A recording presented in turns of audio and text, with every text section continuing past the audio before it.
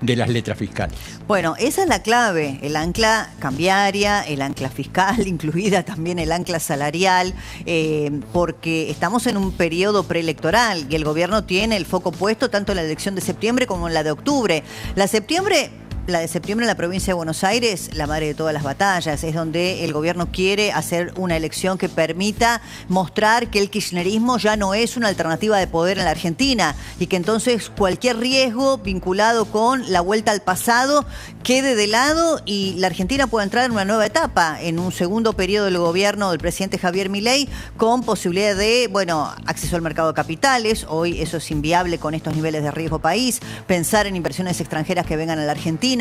Ahora, para que esto ocurra, el gobierno tiene que presentar, bueno, una oferta competitiva. La elección de la provincia de Buenos Aires ya tiene a los candidatos planteados. Ya han visto ustedes la foto el día viernes, que tanto ha impactado con los candidatos de La Libertad Avanza en la provincia de Buenos Aires, desembarcando nada menos que en La Matanza. Pero lo que empieza a jugar ahora es la ronda de nombres para la elección de octubre, porque va a darse esta situación inédita en la Argentina, que van a estar haciendo campaña todos para la elección de septiembre, pero en el medio van a tener que definir quiénes son los candidatos más competitivos para la nacional de octubre.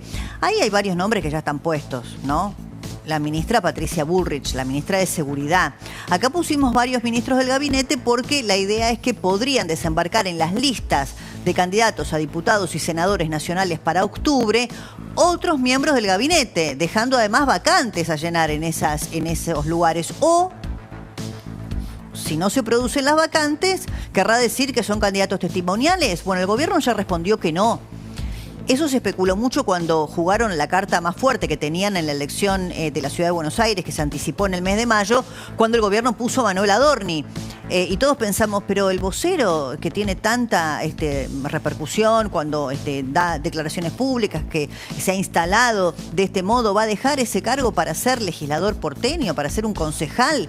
No va a pasar, entre la elección de mayo y la de diciembre hay mucho tiempo, tendrá también posibilidades entonces de elaborar alguna excusa. Bueno, sigue sosteniendo el vocero Adorni, el gobierno, que de ninguna manera, que acá las candidaturas testimoniales no corren, que eso es una estafa electoral a la que nos está sometiendo el kirchnerismo, con una enorme cantidad de candidaturas testimoniales. Bueno, acá lo ven, ¿no? Porque incluso lo han reconocido. Esto es lo que es inédito en la Argentina, ¿no?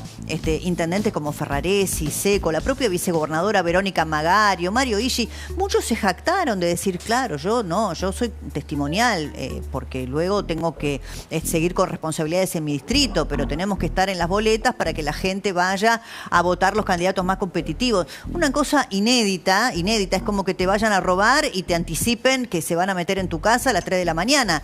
Es un fraude, pero está ya explicitado y además es legal, es legítimo. ¿Se acuerdan que le contamos que nuestra compañera aquí, Silvina Martínez, hizo una presentación en la justicia que no prosperó? No prosperó, de modo que las candidaturas testimoniales están a la orden del día. El gobierno dice, en nuestro caso, de ninguna manera. Ustedes veían ahí entre las fotos, estaban Valenzuela y Montenegro. Van a asumir todos sus cargos porque vienen de ser intendentes de distritos muy importantes y van a pasar a ser legisladores de la provincia de Buenos Aires.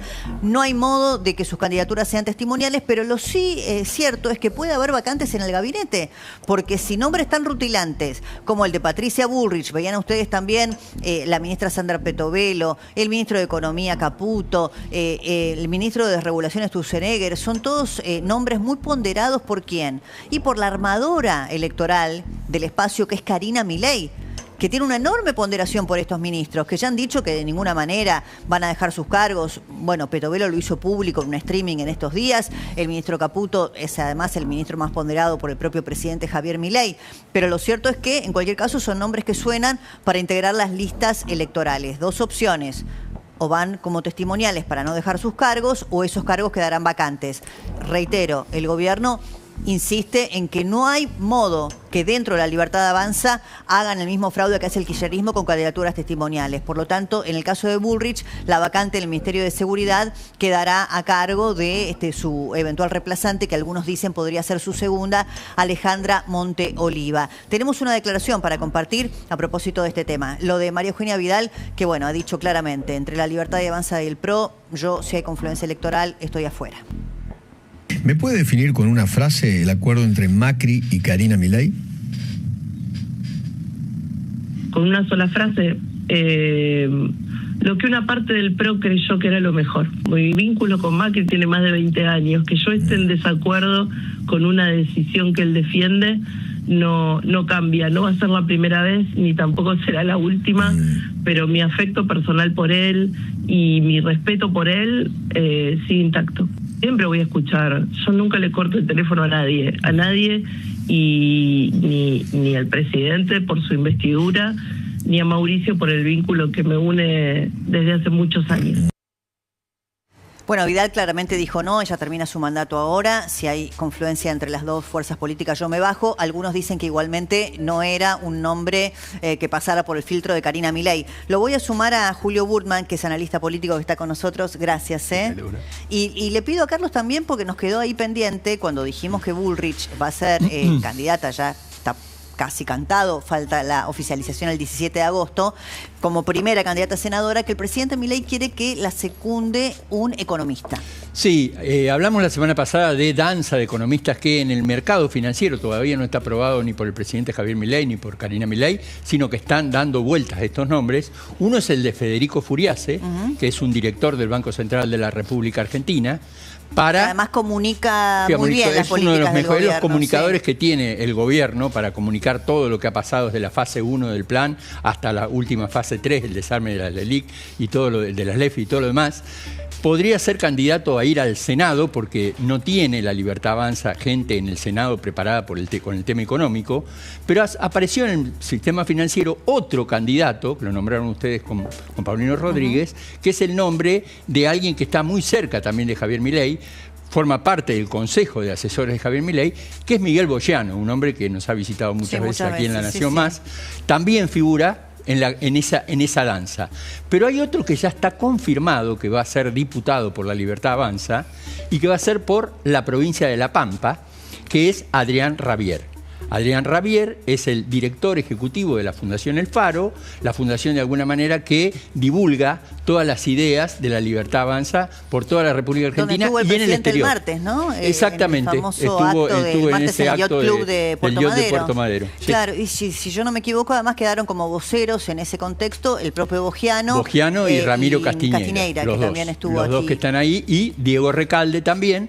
Que el de Diego Recalde, atención, porque empezó a sonar hoy muy fuerte, que también podría ser un candidato para estar en las listas de la Libertad Avanza por Cava. Claro, en ese caso ya no sería con el perfil confirmado, te diría, no como Cava. Perfil de economista. No. Y lo casi confirmado en Cava, ya te diría casi confirmado, es que Pilar Ramírez, la presidenta de la Libertad Avanza de la capital federal, de Cava, es muy probable que sea la primera candidata en la lista de diputados por Cava. ¿Cómo lo ves vos, Julio? Porque bueno, Pilar Ramírez es una de las primeras que puso ahí el pie en el acelerador para confrontar con el propio Macri. Jorge.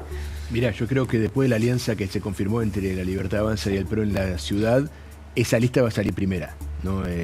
Sin duda. Vos decís la de octubre, ¿no? Es la de octubre, y creo que ahí entonces la Libertad Avanza va a poner, más el PRO, va a poner 2 senadores, o sea, es importante ese dato que acaban de compartir recién, y también creo que va a haber muchos diputados que van a ingresar, ¿no? Porque no me extrañaría que 6 diputados, hasta 7 podrían ingresar en esa lista, porque aparte la oposición va a ser débil a esa lista. Bueno, ahí el otro día escuchaba algo que me pareció muy interesante respecto de la elección y el resultado eventualmente, ¿no? Decía, bueno, es que el gobierno no tiene contra quién perder. Esto a mí me pareció recontra interesante, que el gobierno no tiene contra quién perder, que eso es algo que, bueno, le permite al presidente Milei correr con ventaja. Y otra cosa, tampoco hay muchos lugares para donde podrían ir supuestos decepcionados del gobierno, porque lo que está fortalecido como oposición es algo que es bastante poco compatible con el votante de Milei.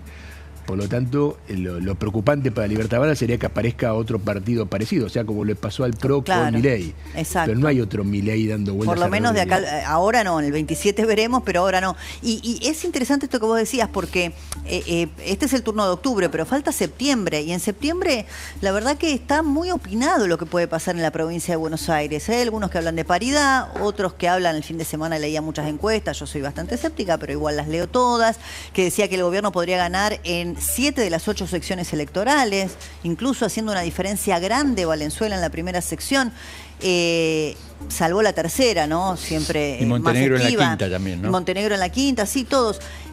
Otros dicen, no, es una elección muy pareja, el peronismo en la provincia de Buenos Aires no suele perder.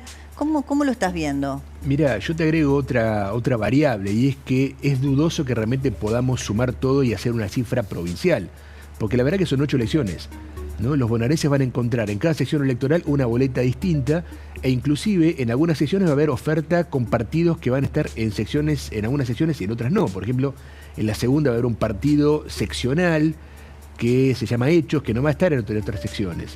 Y lo mismo pasa con inclusive la composición de algunas listas, que va a ser disímil entre sección y sección. Por eso yo tengo mis dudas si realmente no es un poco artificial hacer esa suma de cómo va a ser el resultado provincial. Pero la van a hacer, digamos, cada uno la va a hacer a conveniencia, ¿no? Van a hacer una suma creativa, digamos, para ver quién sale ganador y quién perdedor. Es un viejo tema en Argentina cómo se suman los votos en las elecciones de medio término.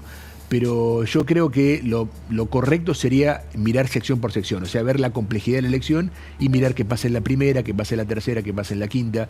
Creo que eso sería lo óptimo. Bueno, si después hay que hacer una lectura simplificada, se hará, pero yo creo que hay muchas realidades en esta elección. ¿Y cómo ves al peronismo / kirchnerismo? ¿Lo ves competitivo electoralmente? Porque también hay algo del antimileísmo que empieza a emerger, como toda fuerza política que, digamos, copa todo el escenario, que sería el caso del presidente Milei, empieza a surgir en un escenario de polarización, todos los que apoyan y todos los que no apoyan. En ese escenario, ¿vos crees que el peronismo / kirchnerismo sigue siendo competitivo, aunque más no sea porque capta algo del antimileísmo, o es una fuerza claramente en declive? No, está en declive, sobre todo porque me parece que en esta elección todavía no vamos a ver la renovación de ese espacio, ¿no? En las candidaturas todavía aparecen, los testimoniales y muchas figuras que hoy están bastante desgastadas, tanto a nivel de la provincia como de algunas secciones concretamente. Probablemente el espacio Fuerza Patria tenga un desempeño razonablemente bueno en la tercera sección, pero por lo que estamos viendo en los primeros números no parece muy prometedor el resultado de esta fuerza en el resto de las secciones. Por lo tanto, volviendo a lo anterior, si el peronismo / kirchnerismo le va bien en la tercera sección, pero en las otras 7 le va más o menos o mal, claro, entonces el tema la lectura... es por cuánto gana en cada una o pierde para hacer la lectura global. Igual, a mí me gustaría preguntarte lo siguiente. Kicillof se juega mucho en esta elección de la provincia de Buenos Aires porque sí fue una decisión de él, que incluso no compartía en su momento Cristina Kirchner y el resto de un sector grande del peronismo, que era desdoblar. Ahora, también algunos dicen que al gobierno le va a ir mucho mejor en octubre que en septiembre aún. Sí. Entonces Kicillof quizá lo que podría hacer en la lectura política del resultado del día lunes es decir, bueno, yo en la provincia de Buenos Aires hice un mejor papel que el resto del peronismo a nivel nacional, por lo tanto yo soy el líder del espacio en esta disputa que tiene con la Cámpora, con Máximo Kirchner, con Cristina.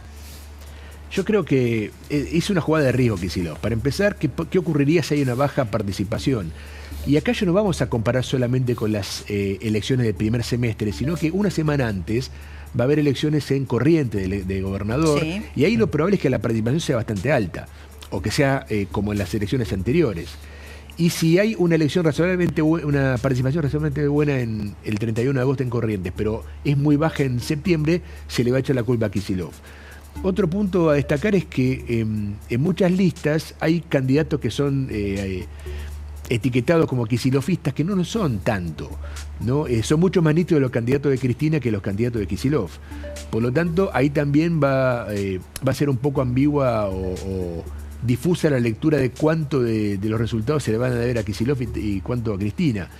También hay que ver en qué medida algunos intendentes en algunas secciones que no estamos mirando tanto del espacio Fuerza Patria les va un poco mejor, ¿no? Creo que ahí podría haber también alguna punta de renovación. No sé, por ejemplo, si en Bahía Blanca el intendente de Subiel le va bien, creo que eso podría ser algo para mirar al futuro. Sobre todo si en la primera sección, donde, no sé, Mario Ishi va en tercer lugar en la lista, es una persona cuestionada, no tiene tan buen desempeño frente a la lista que lidera Valenzuela. Y lo último, Julio, teniéndolo acá Carlos, que habla todos los días del panorama económico, ¿va a primar el tema económico a la hora de ir a votar? ¿Va a ser esa la directriz que lleve a la gente a tomar sus decisiones? Y en todo caso, si la elección de septiembre / octubre, porque temporalmente es parecido, ¿nos va a encontrar con un escenario económico para vos similar, mejor o peor que el de mayo, cuando fuimos a votar en Cava?